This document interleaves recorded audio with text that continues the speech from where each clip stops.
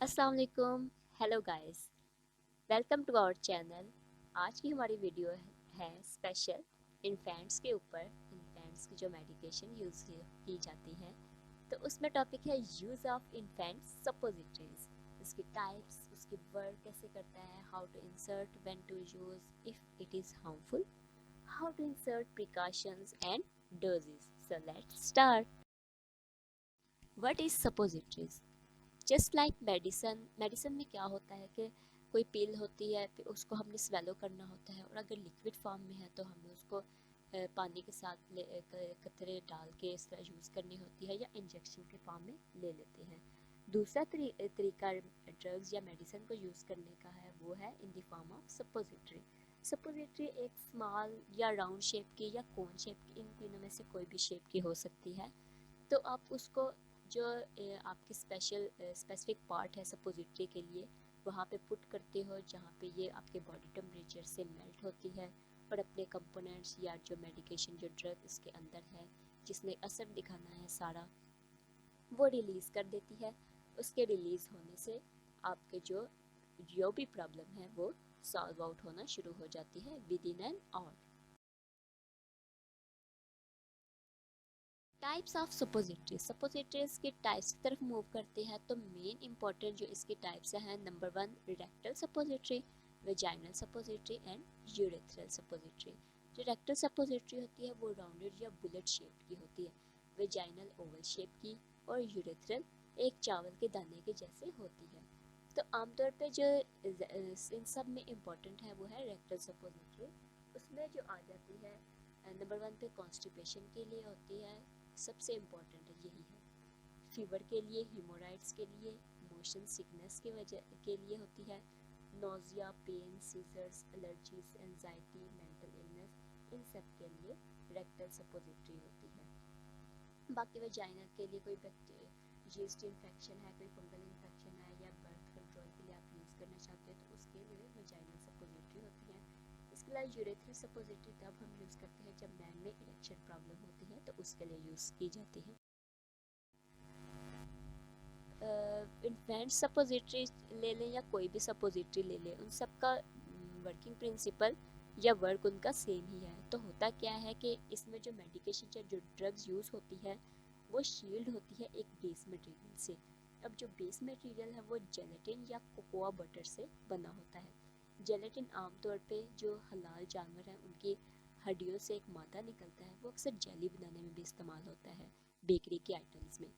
तो जेलेटिन से इसकी बेस बनी होती है, उसके अंदर ड्रग्स होती है जो इससे हमें मेन कंसर्न है। तो जो आउटर बेस होती है वो जैसे ही हम अपनी बॉडी में पुट करते हैं, तो बॉडी के टेम्परेचर से वो मेल्ट या डिज़ोल्व होना शुरू हो जाती है, और ड्रग हमारी बॉडी में काम करना शुरू कर देती है with in an hour. Who can use suppositories? Suppositories, अब हम सोचते हैं कि जो हमने जितने इलनेस का जिक्र किया, constipation, fever, mental illness etcetera, इन सब के लिए तो हमारे पास ओरल मेडिकेशंस भी हैं, तो why we switched word suppository? तो ऐसा होता है कि बाज़ दफ़ा मेडिसिन हम स्वेलो नहीं कर सकते, उनका हम स्टमक में ऐसा मसला होता है कि स्टमक उसके कंपोनेंट्स को अब्जॉर्ब नहीं कर सकता, या ऐसा है कि उसका टेस्ट मेडिसिन का बहुत बुरा होता है, तो बच्चे हों या बड़े हों या बूढ़े हों, अक्सर वो उसको स्वेलो नहीं कर सकते, क्योंकि उसका टेस्ट इंतहाई बुरा या कड़वा जो भी होता है, उसकी वजह से नहीं कर पाते। या अक्सर होता है कि उस स्पेसिफिक मेडिकेशन को लेने से आपको वॉमिटिंग स्टार्ट हो जाती है, तो ऐसे में आपको स्विच करना पड़ता है सपोजिटरी की तरफ। नेक्स्ट है, जो आपके क्वेश्चन आपके जहन में आता है, इज़ इट हार्मफुल? ऐसा समझा जाता है कि ये हार्मफुल अभी तक नहीं है, क्योंकि अभी तक इस पे कोई ऐसा लिटरेचर सामने नहीं आया। हाँ, इसके कुछ साइड इफ़ेक्ट्स ज़रूर हैं। एंड सपोजिटरी, इसको ग्लिसरीन सपोजिटरी भी बोलते हैं, या इसको हाइपर ऑस्मोटिक लैक्सेटिव भी बोला जाता है इन बायोलॉजिकल टर्म। तो ये मेडिकेशन स्पेशली ओकेजनल कॉन्स्टिपेशन इन बेबीज़ में उसको रिलीफ देने के लिए इस्तेमाल की जाती है, जिसमें ग्लिसरीन और जेलेटिन, जैसे हमने पहले जिक्र किया, मौजूद होती है for the treatment of constipation in infants. Infant suppository how works, ये काम कैसे करती है, जिससे आज हमारा मेन कंसर्न है इन्फेंट सपोजिटरी। तो ये मेडिकेशन जो होती है करती क्या है कि जैसे ही आप इसको इसके प्लेस पे पुट करते हो, वो हम आपको बताएंगे कि इन्फेंट सपोजिटरी कहाँ पे प्लेस की जाती है। तो जैसे ही आप इसको प्लेस करते हो, हमने शुरू में डिस्कस किया था कि ये एक रेक्टल सपोजिटरी है। तो आप रेक्टम में जब इसको इंसर्ट करते हैं अपने बेबी की, तो ये कॉन्स्टिपेशन को इसने रिलीव करना है, तो क्या करेगी कि इंटेस्टाइन में वाटर को ड्रा करके लेकर आएगी, खींच के लाएगी और आपके स्टूल्स को यानी आपके बेबी के स्टूल्स को सॉफ्ट कर देगी, और जिससे रैपिड बाउल मूवमेंट होगी विद इन 15 to 60 मिनट्स, यानी 1 घंटे के अंदर आपका बेबी को अगर कॉन्स्टिपेशन का मसला था तो अब वो नहीं रहेगा।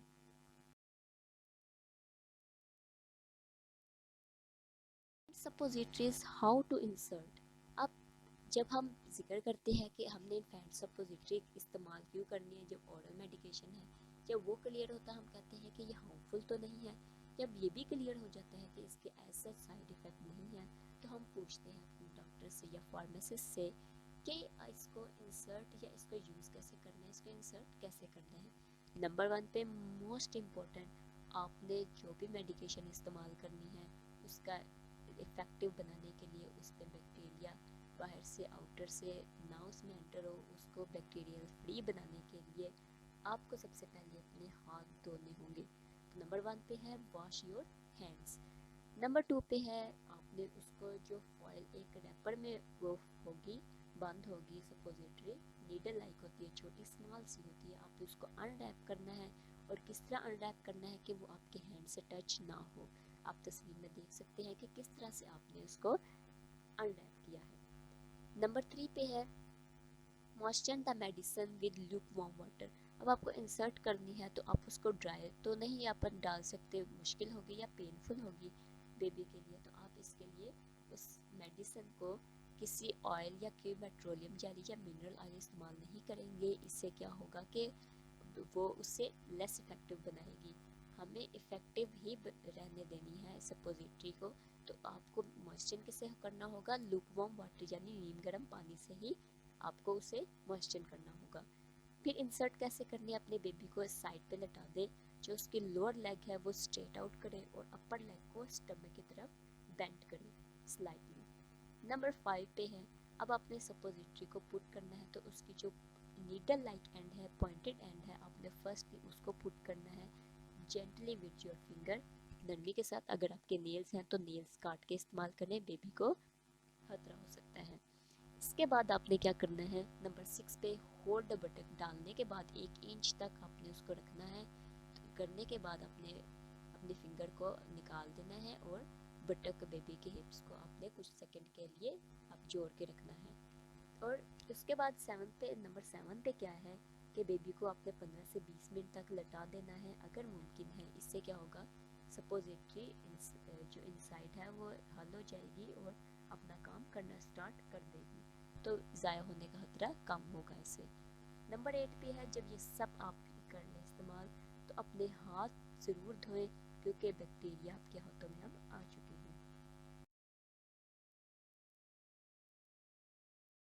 Frequency of bowel movements in different age person.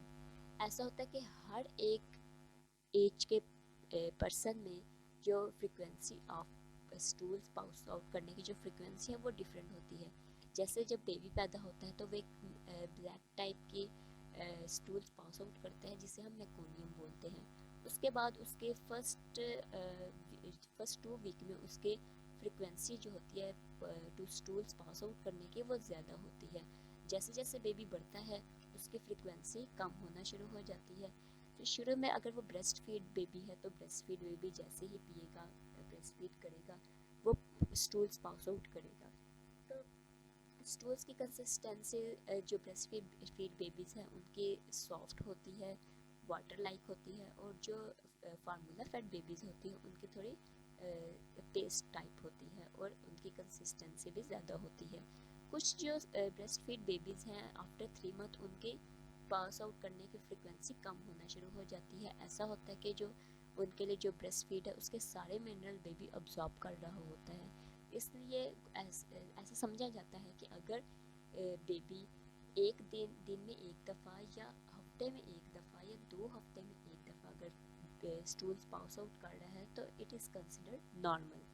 तो प्री स्कूल एज चिल्ड्रन हैं वो दिन में एक दफ़ा या हर दूसरे दिन बाद पोप आउट करते हैं, या अडल्ट में दिन में एक दफ़ा months daily to 1 to 2 times weekly या वीकली एक या 2 दफ़ा ज़रूर पास आउट करते हैं। यही उनके लिए नॉर्मल पैटर्न है।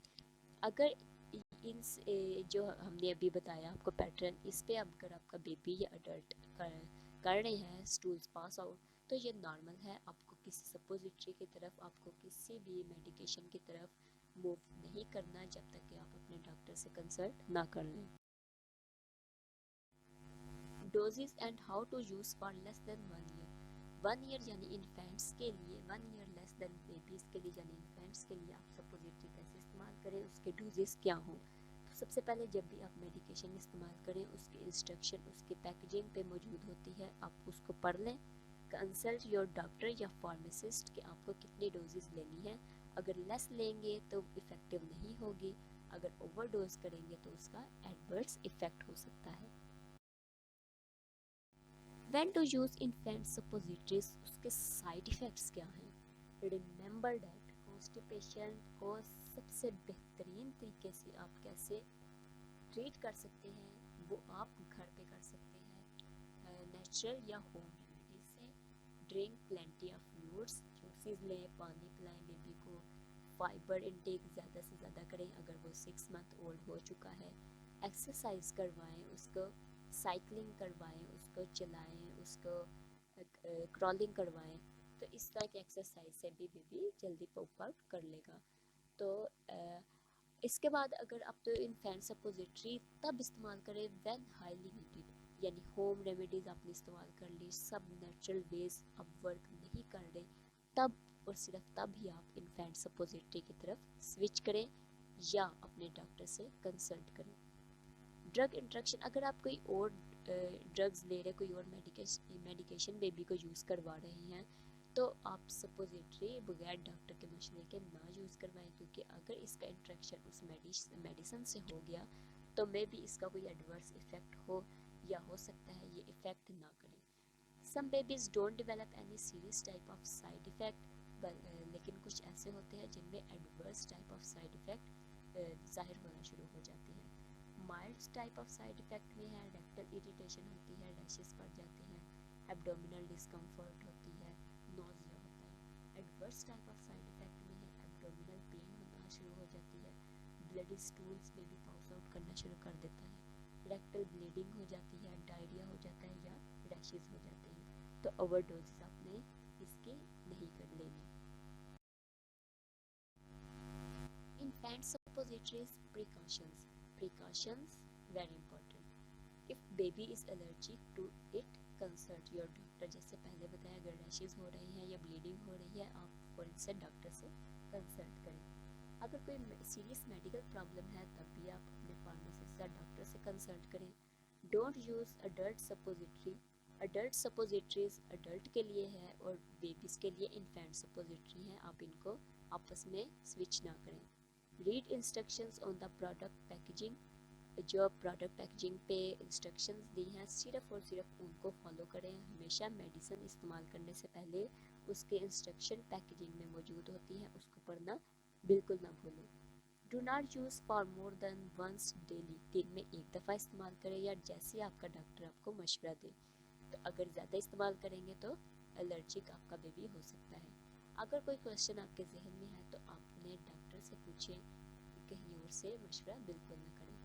अगर आपके पेल इस्तेमाल करते वक्त बहुत ज़्यादा सॉफ्ट है तो आप 30 मिनट के लिए रेफ्रिजरेटर करें या उसके खोलने से पहले, उसको अनरैप करने से पहले उसके ऊपर से ठंडा पानी एक दफ़ा गुजार लें, ताकि वो इस तरह के फॉर्म में हो कि आप इजीली उसको इंसर्ट कर सकें, वो बाहर ही पिघल ना जाए। डोंट यूज़ पेट्रोलियम जेली या mineral oil for moisture it to insert. Insert करते वक्त आपको इसको थोड़ा मॉइस्चर करना होगा, तो उसके लिए आप मिनरल ऑयल या पेट्रोलियम जेली का इस्तेमाल हरगिज़ ना करें। सिर्फ और सिर्फ पानी से हल्का सा मॉइस्चर करें और रेक्टल प्लेस पे इंसर्ट कर दें। Thanks for watching. Please subscribe to our channel for so don't forget to comment in the comment